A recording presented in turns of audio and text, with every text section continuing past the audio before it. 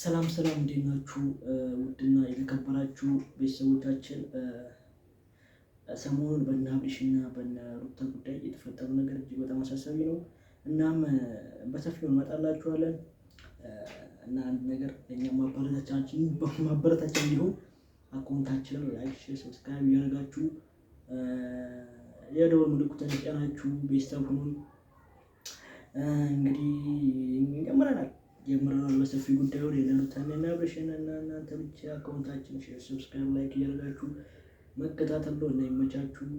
በዚህ አጋጣሚ ደግሞ አብርሽ ፕሮሰስ ጀምሯል እና ወደ ውጭ ሀገር ፓስፖርቱን ነጠቁት እና እዚህ ጋር ምን መሰላችሁ ሄርሜላ ግዴታ ከህይወታችሁ መውጣት አለባቸው እና አዲስ ጉዳይ አለና በእነሱ ጉዳይ ላይ በሰፊ እንመጣላችኋለን። እናንተም ደግሞ ላይክ፣ ሰብስክራይብ፣ ሼር እያደረጋችሁ በቅድሚያ አካውንት ሰብስክራይብ፣ ሼር እያደረጋችሁ አካውንታችንን ተከታተሉ ማለት ነው። እናም እናመሰግናለን። ይመቻችሁ። ባይ ባይ።